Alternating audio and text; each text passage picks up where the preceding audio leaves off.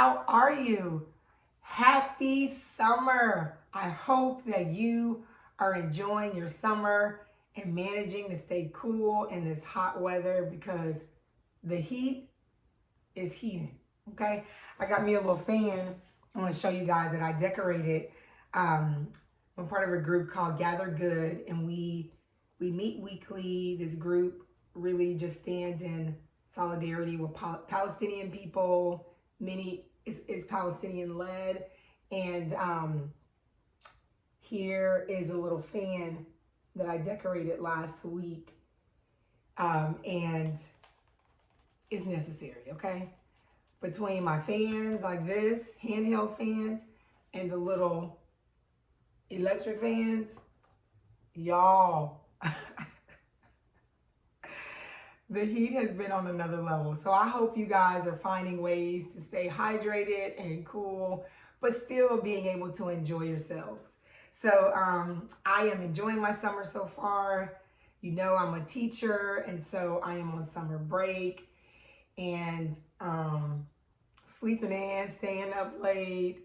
So I got to get into a little routine. I'm about 2 weeks in now, and I needed those first few weeks to just like let myself do what I want to do, like stay in bed as long as I want to, you know, stay up late.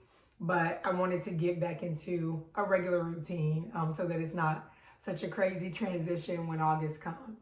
So yeah, I have been spending my days reading, hiking a lot, you know, spending time with friends. I actually went on a hike that I want to tell you about today, and it was so beautiful. It was a hike and wine event. For those of you who don't know, I am a hiking leader with a local hiking club here called Black Hiking Club. And we exist to create just a safe space for Black folks to get outdoors and hike and know that this is our space too. Because for a long time, many of the state parks, we couldn't go. You know, there's actually a state park here called Umstead that I hike at often. And, you know, during segregation, there's two different entrances to that park. And one of those entrances was for Black folks, and the other one was for white folks. And so I'm just so grateful for this group and that we can get out and enjoy each other and enjoy nature. And so we just went to Hanging Rock State Park, and this was a waterfall hike series. And so we visited 4 waterfalls, and it was so beautiful, y'all. Like, oh my goodness. I actually did it twice because typically as a hiking leader, if you are leading a hike, then you will go and scout it out so that you know what to expect and how to best lead the group. And so I actually went last week to scout out Hanging Rock, and I visited 5 waterfalls. And after my visit, you know, I realized this 5th one isn't really worth it because you can't get a good view. And so we end up just doing 4. But when I tell y'all the amount of stairs involved in getting to each waterfall, okay, 2 of them, one of them was, if you are not a hiker, or if you do regularly hike, either way, when you go to a park, or usually you can look it up on all trails, and it will tell you if the trail is easy, moderate, or difficult. Sometimes it will use the word strenuous. And so 2 of these particular trails were marked as strenuous. And they meant what they said, okay? Because the amount of stairs, y'all, it was so many stairs. Like, it was so worth it, the views, the waterfalls. But as I was, you know, doing that solo hike, scouting it out, I was so reminded of how much has happened in this body of mine. Y'all, when I moved to North Carolina 7 years ago, I moved here with my best friends, the Briscoes, Tracy and Darrell, and their children. I was not working. I was so weak. I was in pain. It was difficult for me at one point just to get up from from sitting. Like if I wanted to get up, it took effort. Like I'm like making my way up. And to get up even a flight of stairs, it was slow and meticulous. And usually I probably had someone nearby. That's how weak I was. That's how much pain I was in. And y'all, I just did this hike twice, back to back. Don't tell me what my God can't do. Okay, he has done a work. He has done a work.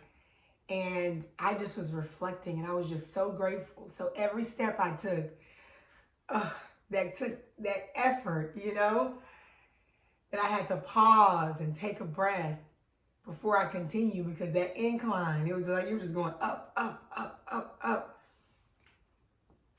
I smiled as well because I was like, wow, God, 7 years ago, things were looking hopeless. There was a lot of sorrow and sadness and discouragement. Like, when are things going to change?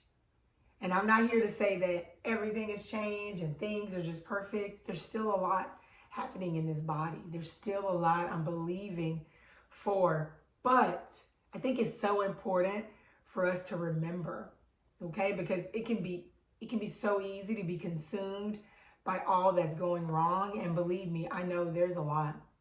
There are multiple genocides happening. Congo, Sudan, and Gaza. I've been connected with many Palestinian people through a group called Gather Good, and to hear their stories, to hear the stories of their families who are in danger daily, fleeing from the north to the south, and just seeing so much murder, so much pain. But one of the women who helps to lead this group, Carmel, we recently did a 5K to raise money for an organization that's on the ground in Palestine and helping to provide for the needs of the people that are there. And, one of the things I remember her saying is that just a powerful form of resistance is cultivating hope. And y'all know how I feel about hope, okay? When she said that, I was like, oh yeah, you speaking my language, okay? Because hope is so powerful. It gives you this expectation of change. And that's what really got me through, of course, my faith in God, knowing that he is the God of hope, and that there are things that he's spoken and things that he's promised. And just because I don't see them in this moment doesn't mean they will not come to pass. And so I just wanted to encourage you with my story today, as someone who just took all those steps that could barely get up a flight of stairs, that there is hope. And I want to encourage you not to give up. I have some videos and some pictures that I'm going to show now for you to just get the views that I got to experience.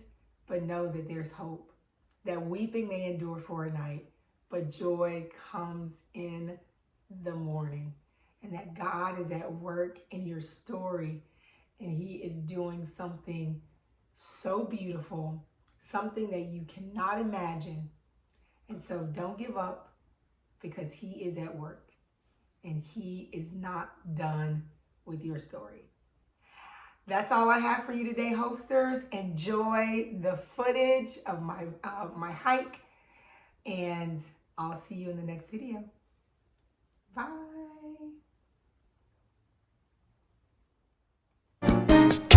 We've been made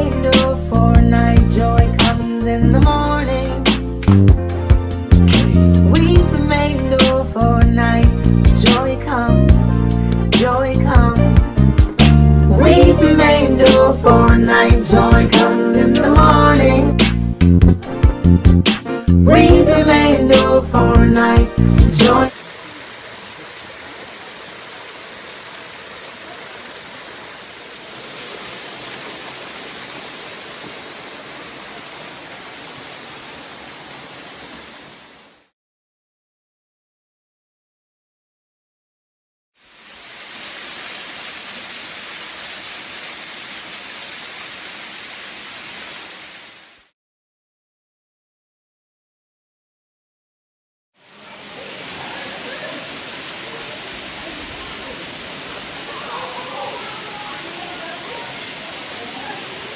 Joy comes